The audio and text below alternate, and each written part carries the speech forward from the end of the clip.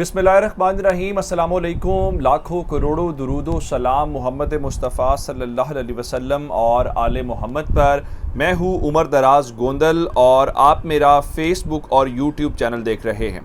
नाज़रीन, आज की जो सबसे बड़ी खबर है वो सुप्रीम कोर्ट से है। आप जानते हैं कि वहाँ पे एक केस की समाअत हो रही है और वो हमज़ा शहबाज शरीफ के इंतखाब से मुतल्लिक है, क्योंकि लाहौर हाई कोर्ट ने कल फैसला दिया था और आज 4 बजे पंजाब असम्बली का इजलास होना है। लेकिन इस वक्त की जो सबसे बड़ी खबर सुप्रीम कोर्ट से है, बाकी डिटेल्स मैं आपको साथ साथ बताऊंगा कि फ़िलहाल हमज़ा शहबाज शरीफ की छुट्टी हो गई है।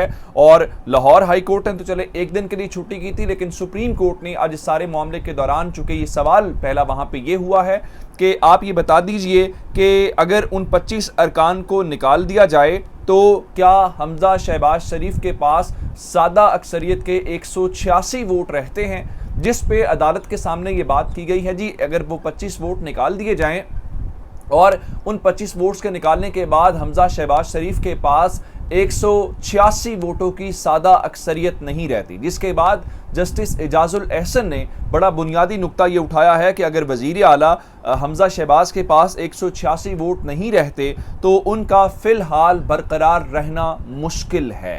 जिसका मतलब ये है कि हमज़ा शहबाज शरीफ के घर जाने के हवाले से अगर वो कह रहे हैं कि जनाब वो वज़ीर आला रह सकते हैं, 186 वोट उनके पास ना हों तो वो फ़िलहाल नहीं रह सकते। लेकिन सुप्रीम कोर्ट ने कुछ बड़े बुनियादी निकात उठाए हैं। फिर एक खबर, चूँकि कल से ये खबर हो रही है कि क्या उस्मान बुज़दार को वज़ीर आला के तौर पर बहाल किया जा सकता है, जिस पे सुप्रीम कोर्ट ने भी वाज़ेह कह दिया है कि अगर मौजूदा वज़ीर आला नहीं रहेंगे तो फिर साबिक वज़ीर आला को भी उनके ओहदे के ऊपर बहाल नहीं किया जाएगा। जिसके बाद सुप्रीम कोर्ट ने आज तहरीक इंसाफ से ये पूछा है कि ठीक है, हमज़ा शहबाज शरीफ को हटा देते हैं, और हमज़ा शहबाज शरीफ को हटाने के बाद फिर क्या होगा, जिस पे आज बाबर आवान ने कहा कि या तो कोई सीनियर मिनिस्टर चार्ज संभाल सकता है, गवर्नर के पास इख्तियार जा सकता है, या फिर एक अबूरी काबीना बनाई जा सकती है। अब इस सारी सूरत हाल के दौरान खान साहब को एक काम करना चाहिए कि अपनी ये जो लीगल टीम है इनकी ज़रा खिंचाई करनी चाहिए, इनकी क्लास लेनी चाहिए। अब आप कहेंगे कैसे? सबसे पहले उन्होंने अदालत के सामने कहा जी हमें वक्त चाहिए। सुप्रीम कोर्ट ने कहा कि कितना वक्त चाहिए? उन्होंने कहा जी हमें 7 दिन चाहिए।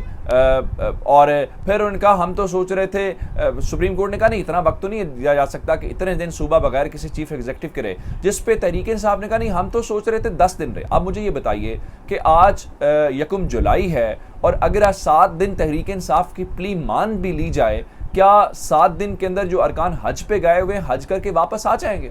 अब ये वो निकात हैं जहां पे तहरीक इंसाफ को मार पड़ती है। जिस तरह कल आप केस जीत के भी हार गए हैं। लेकिन मैं आपको एक और खबर दे देता हूं जो सुप्रीम कोर्ट के अलावा हाई कोर्ट से आई है। चूंकि 5 मखसूस नशिस्तों का मामला है तो आज उसका तहरीरी फैसला आ गया है। देखिए तहरीक इंसाफ के साथ खेल कैसे खेला जा रहा है। कल दूसरा फैसला आया, आज 4 बजे इंतखाब है, अगर सुप्रीम कोर्ट इस वक्त नहीं रोकती इस इंतखाब को, लेकिन आज के रोज़ ही उन्होंने मखसूस नशिस्तों का तहरीरी फैसला जारी कर दिया है। अब तहरीक इंसाफ ये भी नहीं कह सकती जी हमारा वो फैसला जारी नहीं हुआ। तो हर तरफ से बड़ी महारत के साथ, बड़े तरीके के साथ तहरीक इंसाफ को इस हवाले से किया जा रहा है। अब ज़रा एक और सवाल जो उन्होंने पूछा है कि 7 दिन का उन्होंने इनकार कर दिया है, और लेकिन अब जो गवर्नर वाला मामला है कि क्या गवर्नर वज़ीर आला की गैर मौजूदगी के अंदर चार्ज संभाल सकता है, इसके ऊपर उन्होंने कहा अपनी शिक लेके। अब फिलहाल जब वीडियो आप तक पहुँच रही थी तो उस वक्त जनाब समाअत को सुप्रीम कोर्ट के अंदर मुलतवी किया गया है। 1:30 बजे ये समाअत शुरू हुई थी सुप्रीम कोर्ट के अंदर, जहाँ पे दोनों जानिब से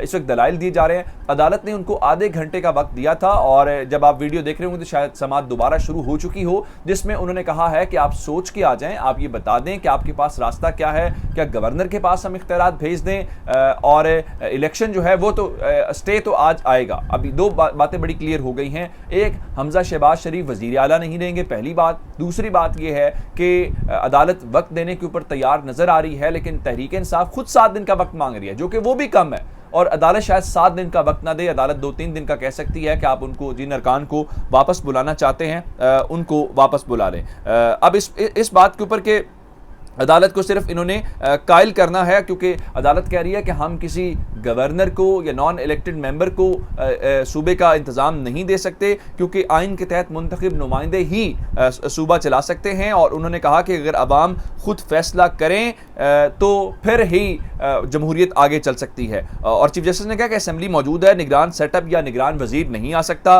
गवर्नर को वजीर आला का इख्तियार देना गैर आइनी होगा, सूबे को मुंतखब नुमाइंदे ही चला सकते हैं। अब तहरीक इंसाफ सोच के बताए कि उनके पास क्या ऑप्शन है, जिसकी बुनियाद के ऊपर वो कह रहे हैं कि आप हमजा शहबाज को तो हम हटा देते हैं, लेकिन दूसरी जानिब क्या करना है इस बारे में अब सूरत हाल है। लेकिन आज एक और डेवलपमेंट जो हुई है, आर्मी चीफ चूंकि कतर से होकर आए हैं, और मैंने आपको बताया था कि कहा यही जा रहा है कि आर्मी चीफ बाहमी जो ताल्लुकात हैं उनको डिस्कस करने गए हैं, लेकिन चूँकि कतर पाकिस्तान को LNG नहीं दे रहा, और LNG नहीं देगा तो ये जुलाई का महीना पाकिस्तानियों के लिए कहर साबित होगा। आप जानते हैं कि पेट्रोलियम मसनूआत की वजह से आज भी लाहौर के अंदर एक शख्स ने अपने रिक्शे को आग लगा दी है। अब ये होगा, कल तहरीक इंसाफ ने एहतजाज करना है। ये खबरें हैं कि मीडिया को कहा जा रहा है कि तहरीक इंसाफ के जलसे की कवरेज कम से कम की जाए, और उसके अलावा इस्लामाबाद से कुछ ऐसी फुटेजेस भी सामने आई हैं जहाँ पे उनके फ्लैक्सेस को हटाया जा रहा है, लेकिन सूरत हाल किसी के काबू में नहीं आ रही। अब आप देख सकते हैं कि क्या मामला है।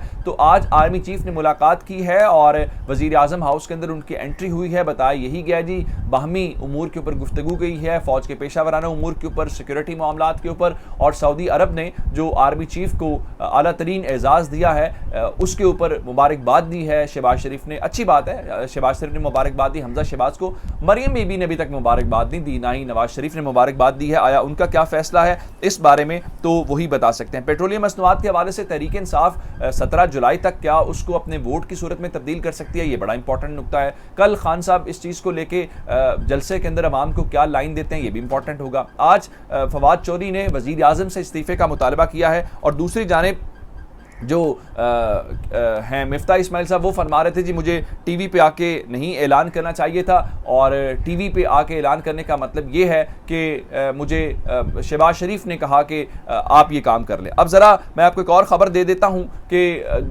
मौलाना फजलुर रहमान से मुतालिक, मौलाना फजलुर रहमान के भाई जो ज़ियाउर रहमान हैं वो इस वक्त सिविल सर्विसेज के अंदर मौजूद हैं, और कराची के अंदर भी रहे, उनको बहुत फ़ायदा होता है अपने भाई का, कभी वो मुहाजिरीन के कमिश्नर बन जाते हैं, कभी किसी चीज़ के। अब ख़बरें ये हैं चूँकि अवामी नेशनल पार्टी हुकूमत से अलहदा होने का सोच रही है, और अवामी नेशनल पार्टी ने अपने तहफ़्फ़ुज़ात वज़ीर आज़म के सामने भी रखते हैं। गवर्नर उनका लगाना था अपने इफ्तिखार को, मियां इफ्तिखार हुसैन साहब को, तो वो उन्होंने माजरत कर ली है कि मैं गवर्नर नहीं लगना चाहता। अब फजलुर रहमान ने इतनी मेहनत की है तो कम से कम कुछ तो उसमें से शेयर लेना है, जिसकी बुनियाद के ऊपर अब वो सोच रहे हैं, उनकी पार्टी की मजलिस आमला ने इसके ऊपर गौर किया है कि क्या फजलुर रहमान के भाई ज़ियाउर रहमान को गवर्नर खैबर पख्तूनख्वा लगाया जा सकता है। हालांकि किसी भी शख्स को गवर्नमेंट की नौकरी से निकलने के 2 साल बाद भी कोई ऐसा वो मनसब नहीं ले सकता, लेकिन पाकिस्तान है, कुछ भी हो सकता है। तो अब ज़ियाउर रहमान के मुतालिक कहा गया है कि अगर